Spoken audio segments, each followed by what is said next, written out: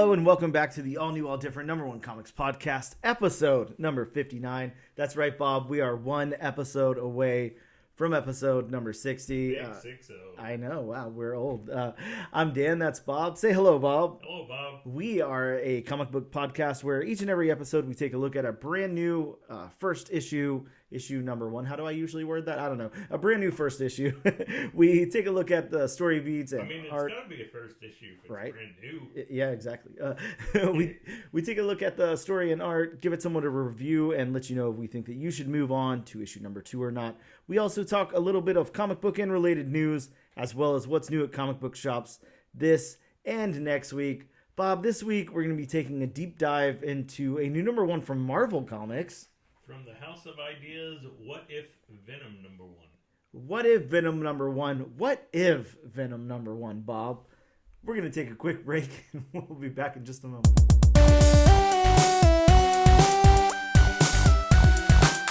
Welcome back to the all-new, all-different number one comics podcast, episode number 59, Bob. It's not 60. No, what's wrong with you? We're not 60 yet. We're only 59.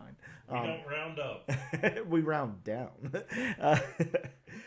We're going to talk a little bit of comic book news. That's right, comic book news somewhat exists this week, so let's talk about it. Bob, okay. There is. Actually, I meant to show you an image before we started this, so I'm going to have you do a quick Google search before we really talk about it here. But I want you to look at Bill Skarsgard as the Crow. Oh, no, you don't need You've already done it on your own.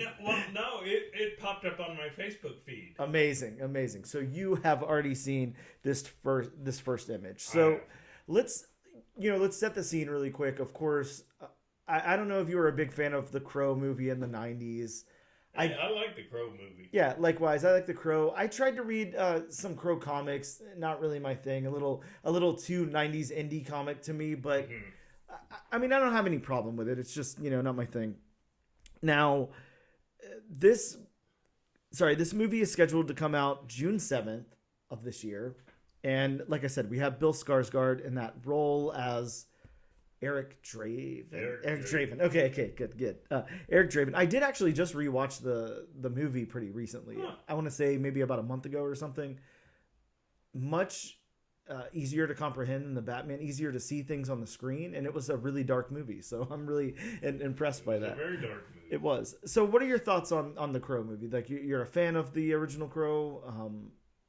Yeah, I'm a fan. I mean, it was definitely a product of the times. I'm not going to say it doesn't hold up nowadays, sure, but I mean, it just doesn't hold up as much, in my opinion. Nowadays. It's really funny because it's really tropey in parts. I like, and I'm not going to remember any of the characters' names here, but the little girl. The little skateboarding girl who's she's friends with Eric and all of that. I remember a few names from that movie, but not a whole lot.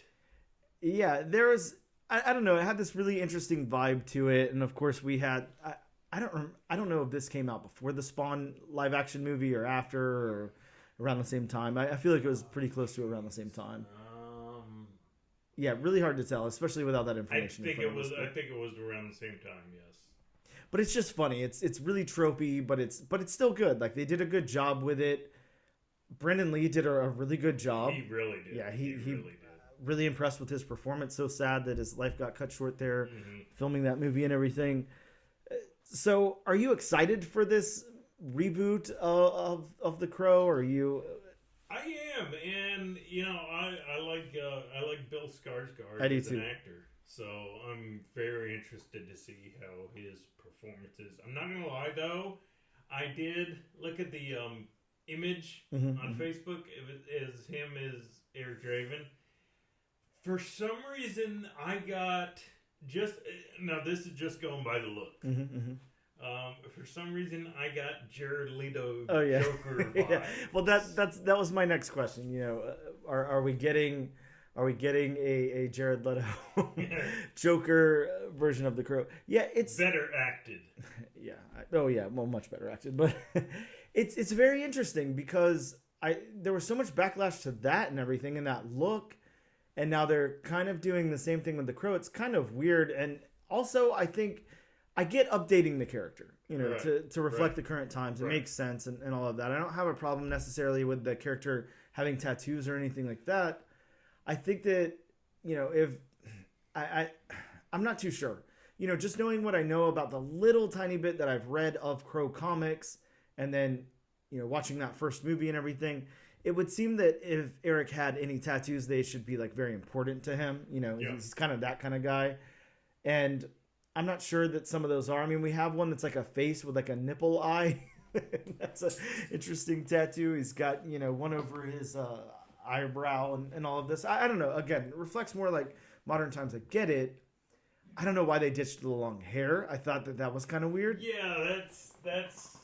I mean, that's not the biggest, design choice you can make in the movie. Yeah. But I mean, seeing Eric Draven without long hair, that's the short hair was really weird. Odd. And we're in the middle of a 90s resurgence right now. Yeah. Kids, high school kids and stuff like that, are growing their hair long. They're doing that old 90s thing where they do like the undercut. They're, listening to bands from the 90s. It's a huge 90s resurgence. So to step so far away from the 90s and make this look like, I don't know, he kind of looks like he's a SoundCloud rapper from the early 2010s or something. I'm not too sure. I don't know exactly what's going on there. I'm a little hesitant of that, but I do trust Bill Skarsgård. Like, he hasn't really done anything questionable up to this point, so that's good. I don't know. It's interesting. So I mean, we already know he can play creepy. Yeah, that's for sure. If you saw it, he can play creepy. Oh yeah. He had no problem being a creepster. Interesting though. I can't wait to see some more. I definitely can't wait to see a trailer. All of that. So that's just a little something. Bob, this is another small piece of news, but the actor who's going to be portraying Ben Grimm in the Fantastic Four movie was on a talk show or doing an interview or something, and he announced that, there's not going to be any practical suit. Like, this is going to be CG whenever the character transforms into the thing. So we're getting like an all CG thing. Yeah, you're at a loss for words. I got it. I don't know how I feel about an all CG thing. I think that there has to be. It's weird because you can do all CG very well at this point, but you've got to really, really work hard. Make sure you don't cut any corners. Whenever they're cutting corners on CG, you can really tell. Oh yeah, and it looks bad. Oh yeah, oh yeah. And just like anything in any movie, if you can't tell the difference between real or fake, then you're doing your job. Yes, exactly. Yeah, I think this is an interesting choice. No practical suit components or anything whatsoever. Just pure CG once he's transformed into the thing. So I'm guessing it's going to be mocap. Oh yeah, I'm sure. I'm pretty sure. I don't know. This is again another like little interesting tidbit it here. did work for Mark Ruffalo, so I do have hopes that they can pull it off. But then in the back of my mind, there's that whole, I know if the CG isn't perfect, then it can look really cheesy and really bad. Yeah, I mean, we've had some really bad CG effects in the MCU. That first fight scene in Black Panther was really iffy looking. We have that now. I know it's been a while since Wolverine Origins, but there was some very questionable CG there. Yeah. So we'll see. But I mean, I think, look at Spider-Man or something, and he's a completely costumed character, but he's pretty much all CG. I don't think there's any practical involved in that whatsoever. So hopefully it'll be okay. I think the biggest problem is going to be the face. Having a CG face can be very questionable if they don't pull it off really, really well. So we'll have to see how that goes. Next up, I want to talk about some additional printings. We are getting second printings for Cemetery Kids Don't Die #1 from Oni Press. That came out, I believe, last week. Also from Image Comics, Six Fingers issue #1. From Marvel Comics, and both of these, coming out this week, We're getting a second printing for Spider-Punk Arms Race #1, as well as this book that we're talking about today, What If Venom #1, already going to a second press. Wow. Very, very cool. Ultimate Spider-Man #1 is going back for a fourth pressing. Ultimate Black Panther #1 is getting a third pressing. From Image, Skybound, Void Rivals. Bob, Void Rivals is going to its seventh printing. Void Rivals #1, seventh printing. Wow. Yeah, crazy. We're getting into Killing Joke territory now. Right? I don't know what they're going to do to differentiate these things. Issue #2 is getting a sixth printing. Issue #6 is getting a third printing. And Duke #1 has a third printing. And issue #2 is getting a second printing also. Wow. So some big printings there. And we're going to circle back around in the news to Transformers. So be on the, well, I know we weren't just talking Transformers, but, the Energon universe. So be on the lookout for that. A small little bit of news. The 1989 Marvel book Neuromancer is getting a 10-episode Apple TV show. Now, I know nothing about that. Yeah, I really don't know anything about it either. I just got an alert on Key Collector. That's really the only thing I know about it. Mm-hmm. It's a William Gibson novel,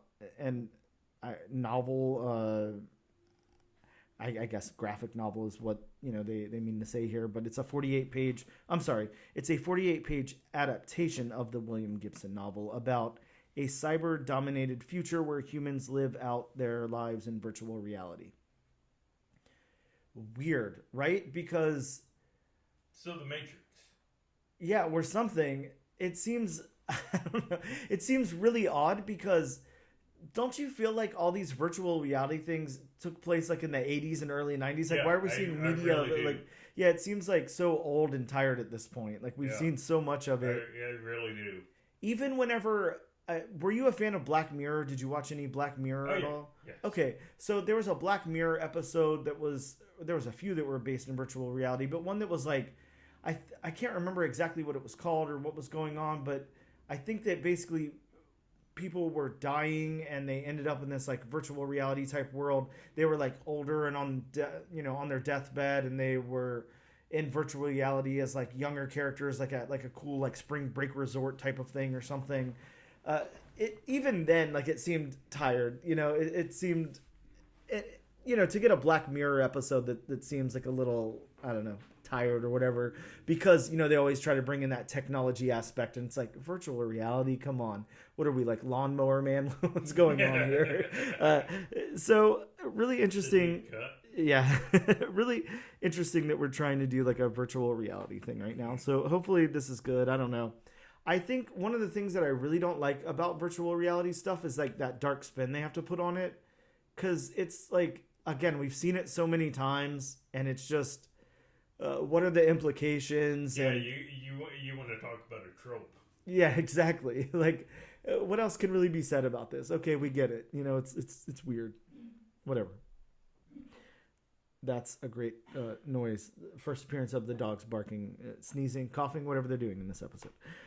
Also, Bob, Amazon announced that they have optioned 3 of Brian Michael Bendis' comics that they're going to be turning into, I don't know, shows or movies or whatever they're doing with these. But that is Pearl, United States of Murder, Inc., and Jinx. I haven't read any of those. I don't know if you've read any. I honestly have not heard of any. I've heard of all of them, and I have all of the first issues of them, but I don't think I read any of them. Sorry to say. Also, last up in news, Bob, would you like to guess what the #1 as far as selling number of units comic book was for 2023? For 2023? Yes. As far as number of units? Yep, number of units sold. Now, are we talking about, multiple printings, or are we just talking about... No, just the first printings. Right? I could put the Jeopardy music in here underneath it. Then I guess they'd probably take down our episode on YouTube, though. I could do it myself, but I have perfect pitch, so it might... Is it from one of the big 2? No. Even harder? That does make it a little harder.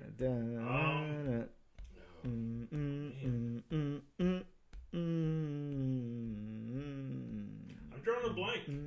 Transformers #1, Bob. Nice. The #1 selling single issue. You know, I should have guessed that, especially from the clue you gave me right? earlier. I said we'd circle around. Yeah. Yeah. I didn't put 2 and 2 together. Yeah, so Daniel Warren Johnson's Transformers #1. Nice. Wow. Really interesting. A really great book. Of course, you and I both read it. We both really liked it. And then you go into the subsequent printings, and it's like, look how many more copies of #1 that were put out. Just really interesting to think in comic books, that's dominated by superheroes, and obviously the big two, that Transformers, not to say that Transformers isn't like a hero book. It is, but it's not your traditional superhero format. Exactly. So Transformers, that breaks out from a really big indie publisher, but still an indie publisher, and is not like a Batman or Spider-Man or Superman book, like something completely different can be the #1 comic book sold. Well, and I think one thing that fuels it is Transformers is just such a big brand. I mean, people who grew up on it, of course, like I've said on the podcast many times, I definitely grew up on it. I mean, I know there's a big Transformers following, and I'm not saying that's the reason why, and I'm not saying every Transformers fan is a comic book fan, but there's just such a big following that I'm sure you get a lot of people who are fans of cartoon, the toys, and all that, who were also buying comic books. Well, that was going to be my next question to you. Do you think that Transformers #1 brought in non-comic book fans to the comic book shop to pick up a copy? I do. I wouldn't be surprised if it happened. Yeah, likewise. Because, I mean, again, somebody, like me who, grew up on the toys and the cartoons and all that. Of course I was a comic book fan already, so, I was going to buy it nonetheless. But even if I wasn't a comic book fan and I saw, Transformers has a comic, or Transformers is having a comic coming out, okay, I'll pick it up. Yeah, it makes me wonder, what will happen whenever G.I. Joe is finally assembled and turned into a G.I. Joe #1. How the numbers will be for that. I wonder what the bigger franchise is. I don't know. If Transformers is bigger than G.I. Joe or vice versa. It'll be interesting to see what happens there. I think I mean, of course, we did have, huge blockbuster films with Transformers, though. So I guess that does kind of have an upper hand. But blockbuster films, yes. Good films. I didn't say they were good, but I mean, they generated some revenue. Probably not. They brought the robots in disguise to the zeitgeist of the general movie-going audience. Film. That one was that was the good one. That one was the best one. It all went downhill from there. Ouch. Well, last but not least, and a little bit of sad news. Maybe not traditionally sad, but sad to me.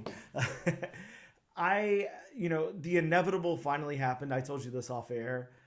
We've recorded, countless interviews at this point. We've done 59 episodes proper of this podcast. It finally happened. I did a creator interview. It was awesome. It was with Kirk Kim. We talked all about The Last Mermaid from Image Comics coming out, and I lost the interview. So I've done everything I can, and there's absolutely no way to retrieve it. I, of course, will be reaching out to Derek before this publishes, so he doesn't hear it on the podcast, and he hears it in an email.